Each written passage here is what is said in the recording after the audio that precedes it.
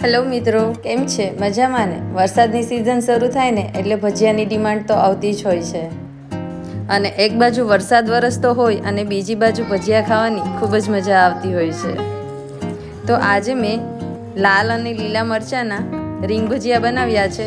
બધાને ખૂબ જ ભાવે એવા બનાવ્યા છે. એકદમ ક્રિસ્પી અને ટેસ્ટી એવા કુરકુરા ભજીયા. ચાલો આપણે ફટાફટ શરૂ કરીએ.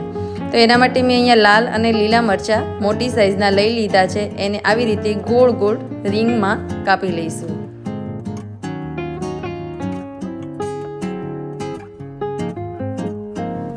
હવે રીંગ ભજીયા કરવા માટે આપણે ગોળ ગોળ કાપીએ. વચ્ચે બી હોય છે તો આપણે બીને કાઢી લઈશું. એના માટે મેં અહીંયા એક જારો લીધો છે. એમાં મરચાંને નાખી દઈશ અને બધા જ બી છે એ નીચે ખરી જશે. હવે મરચાંની અંદર આપણે એક મોટી ચમચી ભરી અને ખમણેલું આદું એડ કરી દઈશું. ત્યારબાદ 2 મોટી ચમચી ભરીને લીંબુનો રસ એડ કરી દઈશું. ત્યારબાદ અડધો કપ જેટલી કોથમીર એડ કરી દઈશું. સ્વાદ પ્રમાણે નમક તો મેં અહીંયા અડધી ચમચી જેટલું મીઠું નાખ્યું છે. હવે મોટી 3 ચમચી ભરી અને ચણાનો લોટ એમાં નાખી દેવાનો છે. અહીંયા આપણે મરચાં લઈએ એટલી ક્વોન્ટિટીમાં લોટ નાખવાનો હોય છે. હવે આ રીંગ ભજીયા બનાવવા માટે આપણે પાણીનો ઉપયોગ બિલકુલ કરવાનો નથી.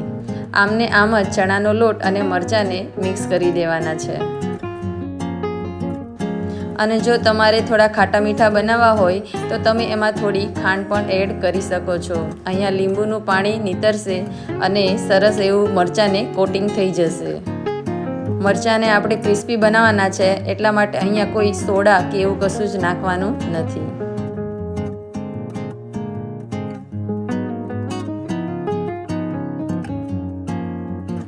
હવે બધો જ મસાલો સારી રીતે મિક્સ થઈ જાય પછી 10 મિનિટ સુધી એને રેસ્ટ આપવાનો છે. તો અહીંયા મેં 10 મિનિટ સુધી એને રેસ્ટ આપી દીધો છે. ઢાંકીને મૂકી દીધા. ત્યારબાદ હવે આપણે આવી રીતે એને હલાવી લઈશું અને ત્યાર પછી ગરમ ગરમ તેલમાં એને તળી લઈશું. તો ગેસની મીડિયમ ફ્લેમ ઉપર જ આપણે બધા જ ભજીયાને તળી લઈશું. તો મિત્રો, ભરેલા મરચાંના ભજીયા તો તમે ખાધા જ હશે, પણ ક્યારેક આવા રીંગ ભજીયા પણ ટ્રાય કરજો. આનો ટેસ્ટ કંઈક અલગ પણ બહુ જ સારો હોય છે. તો આ ભજીયા ખાવામાં એકદમ ક્રિસ્પી અને કુરકુરા અને ટેસ્ટમાં ખૂબ જ સારા લાગે છે.